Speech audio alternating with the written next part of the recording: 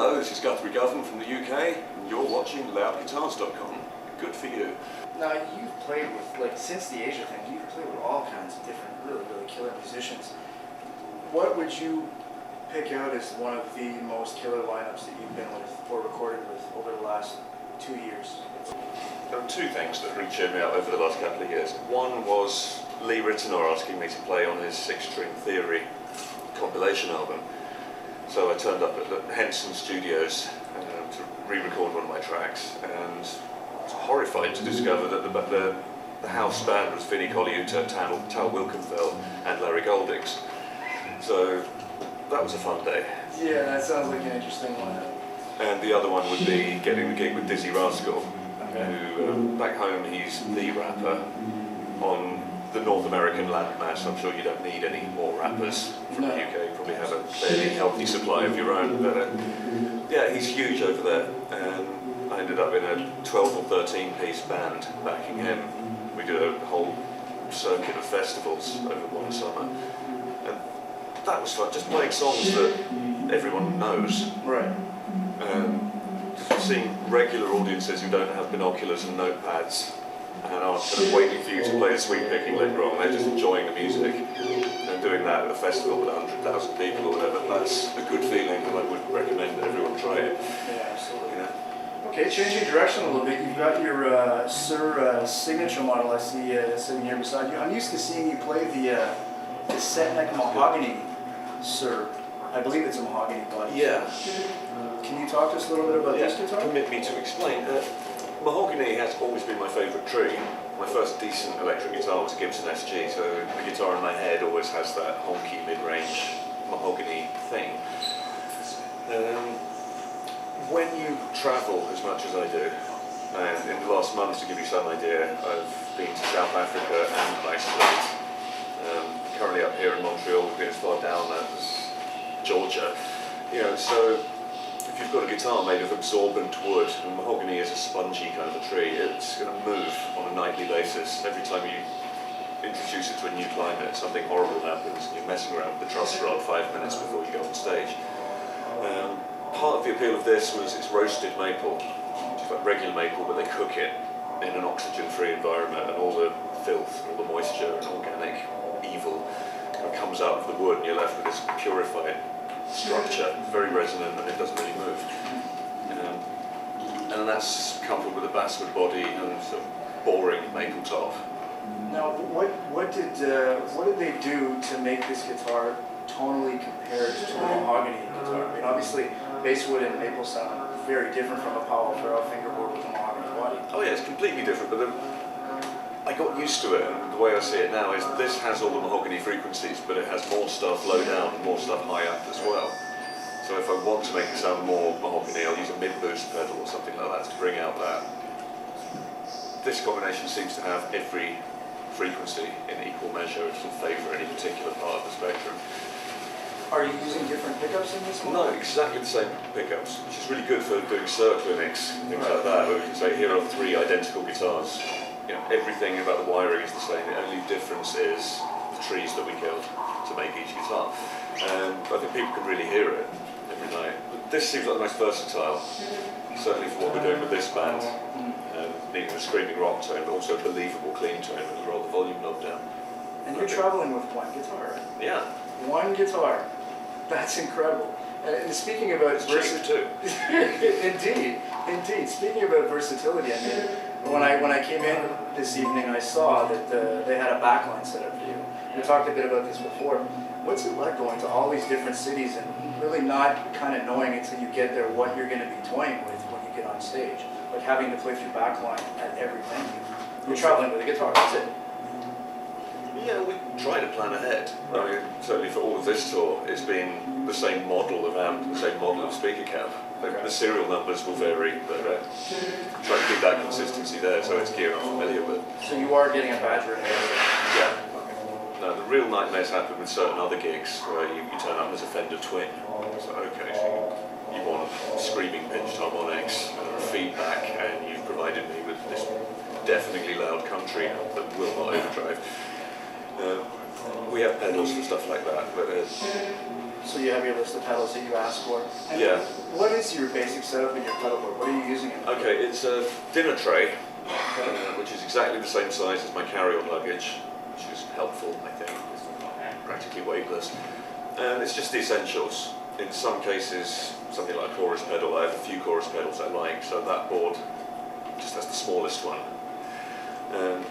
So people shouldn't take my rig too seriously. It's just a bare bones thing that happens to work for me. So we've got the Suhr Coco Boost, which has two switches. One just makes the guitar louder, the other one makes it louder and boosts the mid-range.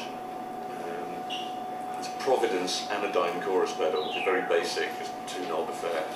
I like it. It's kind of deep, you don't lose the body to the tone when you turn the thing on. There's a cheap and nasty Gaiatone Wah Rocker 3. Okay. Tiny little purple pedal. I remember those, yeah. And yeah, it does the quacky envelope filter thing, which I enjoy. TC Polytune. TC Flashback, which is a very cool, versatile little delay. TC Hall of Fame, just for one song where there's a lot of space and it's clean sound.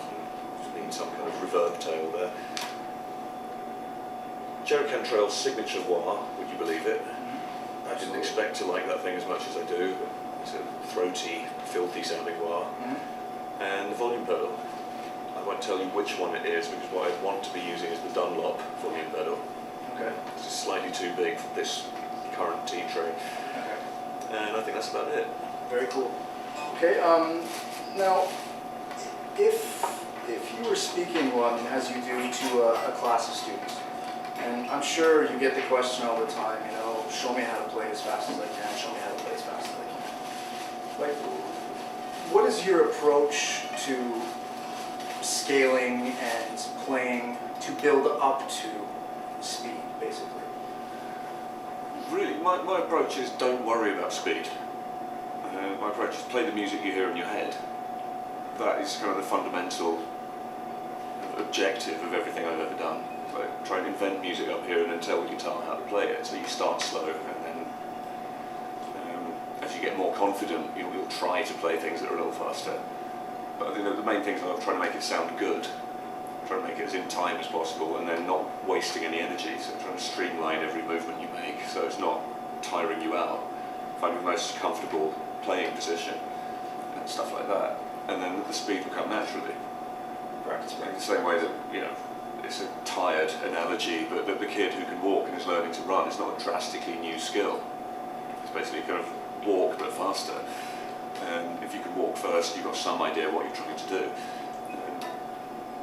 Yeah, I know a lot of people who come to my clinics have obviously seen me butchering a blues or playing far too many notes on YouTube.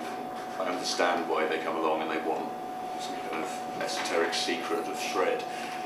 And I kind of have fun talking about B.B. King and stuff like that. Speaking of YouTube, do you feel that YouTube really helped to propel your career? Yes, it's a double-edged thing for me. I kind of feel violated by YouTube sometimes. There's so much kind of shaky iPhone footage of gigs up there. And the notes you play are kind of your legacy. That's what you leave behind. And I think in a fair world, the artist would have some choice in which notes get documented forever and which notes are best forgotten about.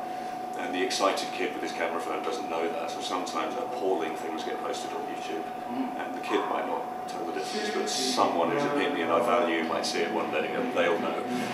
So that side of it bothers me, but I can't deny it. I go to airports now and people recognise me and say, oh, you do realise you have a huge following in Saudi Arabia? Why would I know that? And it's all YouTube. So it's not going away. The smart thing is just to embrace it. It's part of our lives now. When you're on the road, what gadget do you use to record your ideas? I don't. It's all up here? I'm trying to learn from Marco, actually. Watching the way Marco spends a day off or something when we're on the road. He's a very prolific, disciplined kind of guy.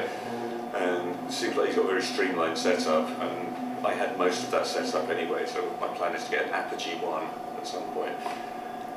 And I've always got a laptop that's running Logic, and a couple of amp simulators running on there, so in theory I could start recording demos on the road. In the past, routine from one day to the next has always been so disruptive that you either have no time or no energy stroke inclination to kind of lock yourself in a hotel room and create something. But I assume that's a skill that you can learn. I'm sure you can kind of teach yourself to be disciplined and kind of seize whatever spare time there is and use it fruitfully. So that's the way you capture your ideas on the road. Well, this is the plan. Right. This is what's about to happen. But thus far, it's just been all up here. You retain the ideas upstairs, and when it comes time to getting together with the band, you bring them out and work them that way. Yeah, generally I'll kind of set aside time and say I'm going to write in this period of time because there are no other distractions, and I'm at home and I've got my awesome large Mac instead of the little laptop, and the whole array of guitars is there, and I can lock the door and close the curtains and not emerge for 3 days if that's what it takes. Okay, well Guthrie, thank you so much for taking the time to talk to us, man. I really appreciate it. Pleasure.